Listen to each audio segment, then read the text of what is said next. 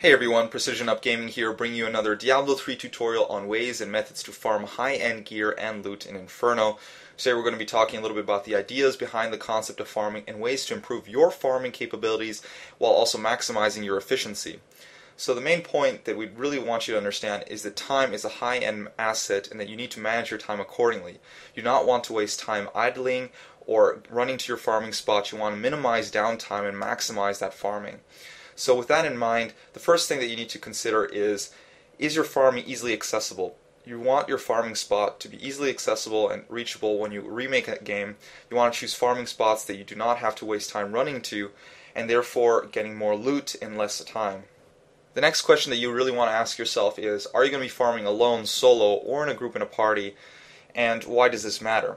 Well, if you're farming alone, then you have all claim to anything that you find in terms of items, and anything that you cannot use as a character, then you can sell on the auction house. However, in a group, you're really maximizing your chances and your time, because by farming in one specific spot, all 4 players will receive items, and one of those items might be useful for you that you can then ask them to give you, and you can exchange and share. So obviously, in general, farming as a group is a lot more efficient, so go ahead and team up with your friends. Find friends that are around the same progression points so that you can farm together in the most efficient manner. Now that we've considered pretty much these points, let's discuss a little bit about our farming spots and ways of repeating the specific spot. So right now, we are using a Demon Hunter as the main DPSer, and the spot that we've chosen is in Act 4 Inferno. It's the Great Span waypoint. So if you have access to Diablo in Inferno or have reached this point of progression, you can go ahead in here. And now, from the Great Span, you will warp into the Silver Spire level 2, where there will be an NPC. The NPC can vary in this case. It can be Deckard Cain, it can be Marius, it can be Captain Runfield. There's various NPCs that can spawn, and according to the NPC, when he goes through a specific dialogue that's scripted, he will spawn a scripted elite. Scripted meaning that it's always the same elite. In this case, you can notice that it's the same because of the purple name. When you talk to Deckard Cain, it will spawn the aspect of hatred.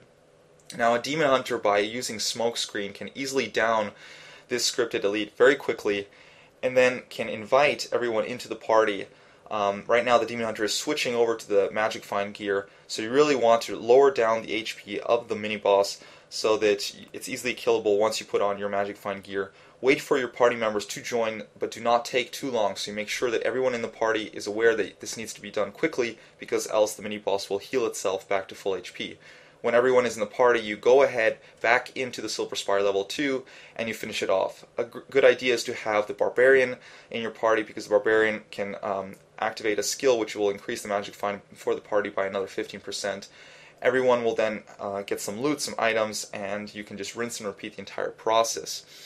So pretty much that is the gist of fast leveling a specific farming spot. Obviously you do not have to do this spot, but this spot for us seemed to be very easy to farm with a Demon Hunter using Smokescreen.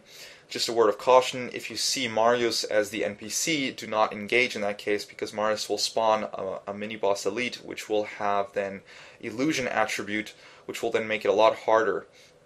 So here is a perfect example where the Demon Hunter found Marius. In that case, you just want to leave the game and just make a new one and see if you are a bit luckier with the next NPC spawn. So that is the gist of this leveling. You can obviously, if you haven't reached this point, or if you are still in lower difficulties, you can then do this. Obviously in Hell or Nightmare, the concept is the same. And what are the benefits and pros of doing a scripted mini-boss as opposed to usual elites and champions? Usually, from what we've noticed, if it's a script, if it's a purple name, then the chances of dropping good loot is highly reduced, but the time that it takes down the specific area, aspects of sin, hatred, and whatnot, is a lot faster. So you're pretty much trying to balance out time as opposed to reward.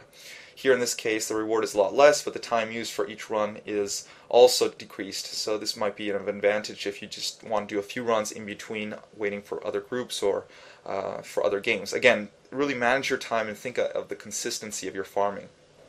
Well, that's all we really have to say about this video. I hope it was instructive for you guys. Thanks again for watching. If you enjoyed the video, go ahead and like it. Subscribe to us if you want future updates on our content. We'll be posting a lot more videos on how to farm experience and high-end gear. So stay tuned and good luck on farming.